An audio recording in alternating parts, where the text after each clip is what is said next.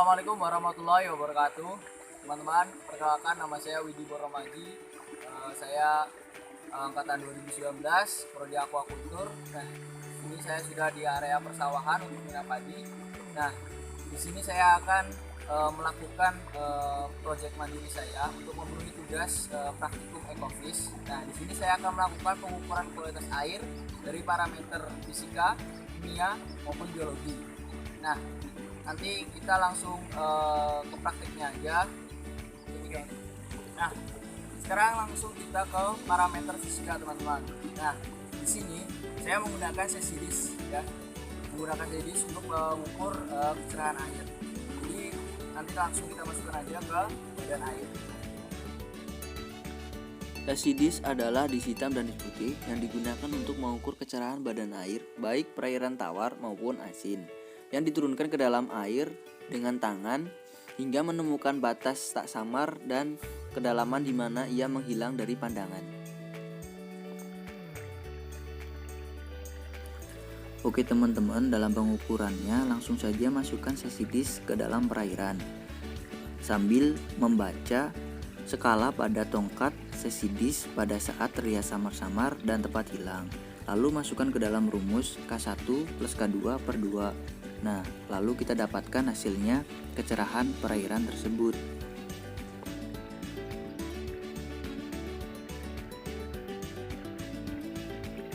Oke, setelah kita lakukan pengukuran tadi untuk kecerahan, nah kita dapatkan untuk K1 atau batas samar-samar di 40 cm.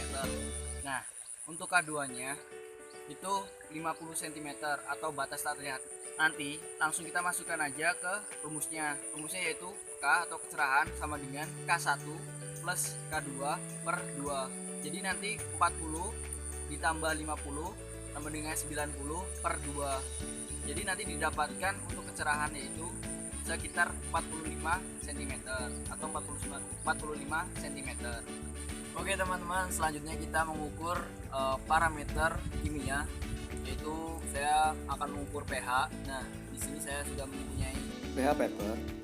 Saya akan menggunakannya untuk mengukurnya.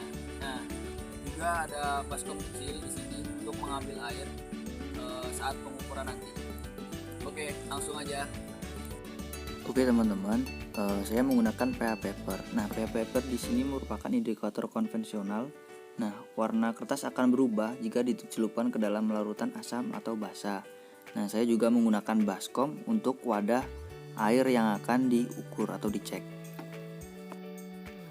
Oke teman-teman, untuk mengecek pH, langsung saja kita mengambil sampel air secukupnya menggunakan baskom. Nah, lalu mengambil satu strip pH paper, lalu merendamnya ke dalam air beberapa saat hingga pH paper berubah warna. Lalu setelah menunggu beberapa saat hingga pH paper berubah warna, mencocokkan warna pH paper dengan skala warna atau indikator yang ada di wadah pH paper.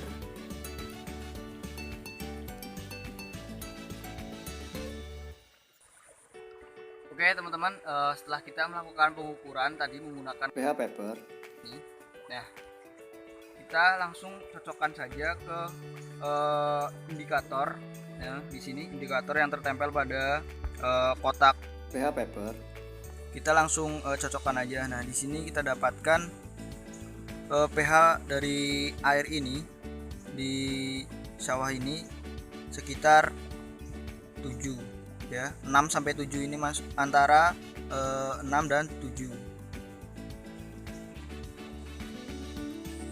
Oke teman-teman, selanjutnya kita ke parameter biologi. Nah, di sini saya akan mengidentifikasi makrozoobentos yang ada di perairan sawah ini ya, atau sawah minyak padi ini.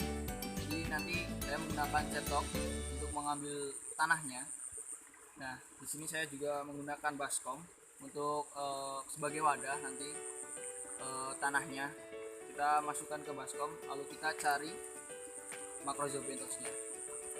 Oke, langsung aja. Oke teman-teman, di sini saya menggunakan cetok dan baskom kecil. Nah, cetok sendiri digunakan untuk mencongkel tanah nantinya atau mengambil tanah dan baskomnya untuk wadah dari tanah tersebut untuk identifikasi Macrorhizobenthos. Oke teman-teman, nah kita langsung saja mengambil tanah yang ada di sawah ini. Oke.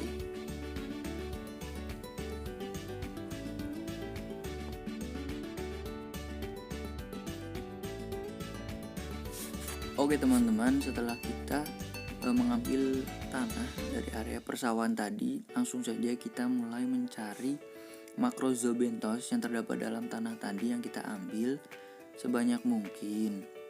Lalu setelah kita dapatkan, kita kumpulkan terlebih dahulu, baru kita bersihkan dari kotoran-kotoran agar mudah saat diidentifikasi nanti.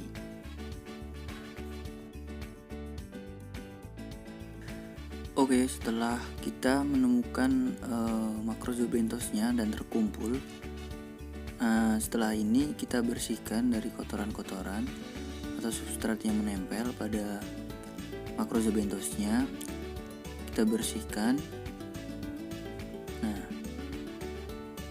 setelah itu kita kumpulkan kembali untuk diidentifikasi.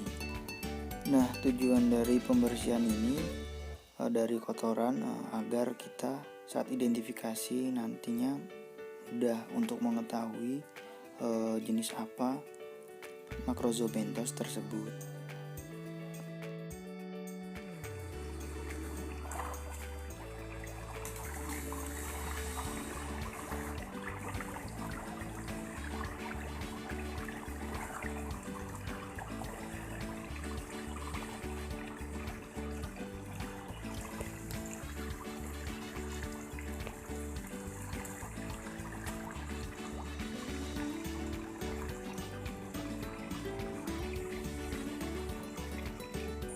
Oke teman-teman, setelah kita melakukan identifikasi Macrorhizobenthos, nah kita dapatkan dua jenis, yaitu Macrorhizobenthos, satu cacing tanah dan yang kedua adalah Susokura.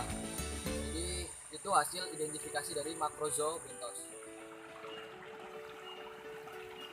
Oke, kecerahan didapatkan 45 cm atau 0,45 meter. Dan normalnya untuk budidaya adalah 30-40 cm kecerahannya. Pada mina padi ini kebetulan ikan nila yang dibudidayakan. Menurut saya kecerahannya sudah cukup baik, mungkin bisa dilakukan pemupukan sedikit untuk meningkatkan kelimpahan plankton. Oke, kadar pH yang didapatkan adalah 6-7. Untuk budidaya ikan, pH yang baik normalnya yang dapat ditoleransi oleh kultivar yang kita dibudidayakan atau ikan, yaitu sekitar 6,5-8,5. Jadi menurut saya kadar pH sudah cukup baik. Apabila kadar pH turun bisa dilakukan pengukuran. Oke, Macrorhizobenthos yang didapatkan adalah Susokura dan cacing tanah. Nah, ini menandakan bahwa perairan ini masih termasuk subur. Nah, tanahnya itu masih subur karena terdapat cacing tanah maupun Susokura. Kesimpulannya, perairan sawah ini sudah layak untuk digunakan budidaya ikan dan sistem mina padi juga.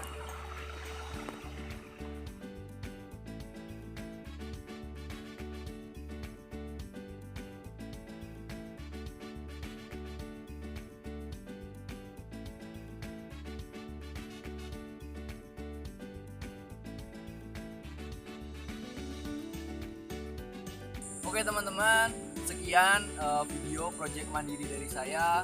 Apabila ada tutur kata yang salah dan cara praktik saya yang salah, mohon dimaafkan. Semoga bermanfaat dengan teman-teman. Semoga kita dapat bertemu di kemudian hari dengan suasana yang menyenangkan. Oke, wassalamualaikum warahmatullahi wabarakatuh.